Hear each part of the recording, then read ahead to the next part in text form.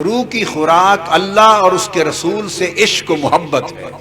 اب کوئی کہہ سکتا ہے، کوئی اور عالم میری بات سے مختلف بات کرتے ہوئے کہہ سکتا ہے کہ نہیں، روح کی خوراک تو نماز ہے، روح کی خوراک تو تلاوت ہے، روح کی خوراک تو دیگر نیک اعمال ہیں۔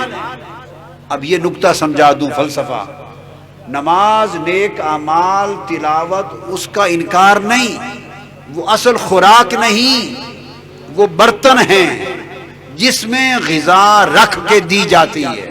جیسے آپ جسمانی خوراک کھاتے ہیں تو اس کے لیے ڈش ہوتی ہے، چمچ ہوتے ہیں، پلیٹ ہوتی ہے، ٹرے ہوتی ہے، ڈونگے ہوتے ہیں، تو ظرف ہوتے ہیں، اس کو کہتے ہیں ظرف، برتن۔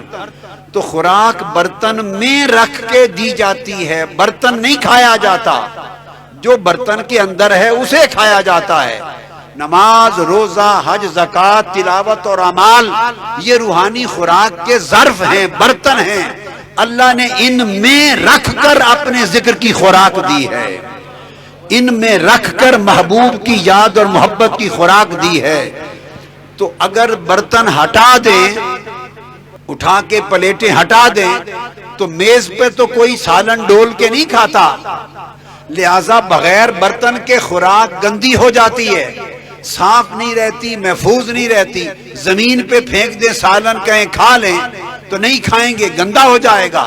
تو خوراک کو صاف ستھرا محفوظ رکھنے کے لیے برتن چاہیے، تو اللہ کے ذکر کو ستھرا رکھنے کے لیے نماز کا برتن چاہیے، حج کا برتن چاہیے، عبادت کا برتن چاہیے، اعمال صالحہ کا ظرف چاہیے، اور اسی طرح حضور کے عشق و محبت کی خوراک کے لیے میلاد کی محفل کا برتن چاہیے، نعت خوانی کا برتن چاہیے۔ تو ان برتنوں کی اہمیت یہ ہے کہ ان کے ذریعے خوراک محبت مصطفیٰ ملتی ہے، ان کے ذریعے خوراک عشق رسول ملتی ہے۔ تو برتن کی اپنی جگہ اہمیت ہے اور غذا کی اپنی جگہ اہمیت ہے۔ جیسے آپ پھل کھاتے ہیں، پھل، تو پھل کے اوپر ایک چھلکا ہوتا ہے، کیلا، تو آپ چھلکے سمیت کیلے کو منہ میں نہیں ڈال دیتے، آپ چھلکے کو اتارتے ہیں اور گودا کھاتے ہیں۔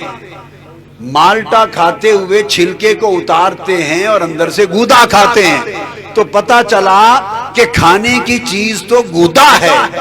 پھر آپ کہیں گے جو اصل شے کھانے کی تو اندر کا گودا ہے، اور بادام بھی ہے اور اخروٹ بھی ہے، تو آپ اوپر سے چھیل اتارتے ہیں، مغز کھاتے ہیں۔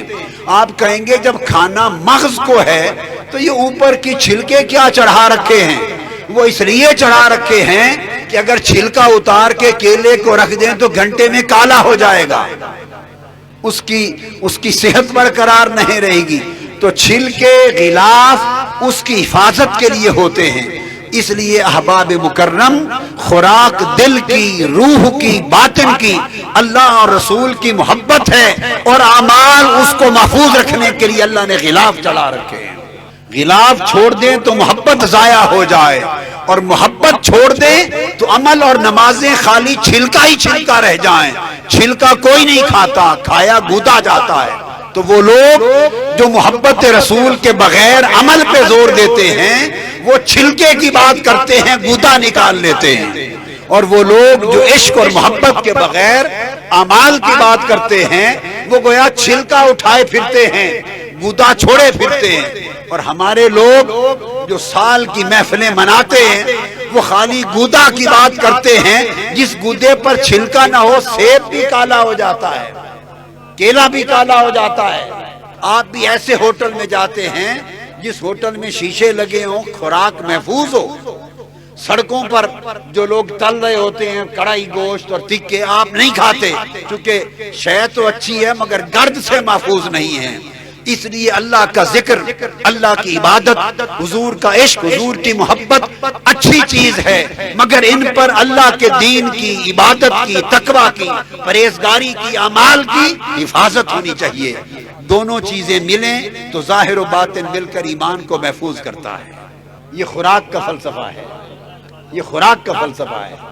لہذا یہ وہ طریق ہے جس کو منہاج القرآن کہتے ہیں۔ منہاج القرآن نے اور کچھ نہیں دیا، کوئی نیا کچھ نہیں دیا، صرف اتنا کام کیا کہ کئی لوگ چھلکے لیے پھرتے تھے ہاتھ میں، گودا پھینک بیٹھے تھے، اور کئی ہمارے ہی لوگ گودے لیے پھرتے تھے بلا کالا ہو جائے، چھلکے کو اہم نہیں سمجھتے تھے۔ منہاج القرآن کے ذریعے میں نے اس امت کو یہی سمجھایا ہے کہ اگر سیب کو، کیلے کو، مالٹے کو صحیح صحت کے لیے کھانا چاہتے ہو تو چھلکے سے حفاظت کرو، گودے سے صحت بناؤ۔ منہاج القرآن نے دین کے ظاہر اور باطن کو جمع کر دیا ہے۔ کچھ لوگ خالی ظاہر کے پیچھے پڑ گئے تھے، کچھ لوگ خالی باطن کے پیچھے پڑ گئے تھے۔ ظاہر اور باطن کے فرق نے دین کو ٹکڑے کر دیا تھا، نہ ان کو دین کا فیض مل رہا تھا نہ ان کو دین کا فیض مل رہا تھا۔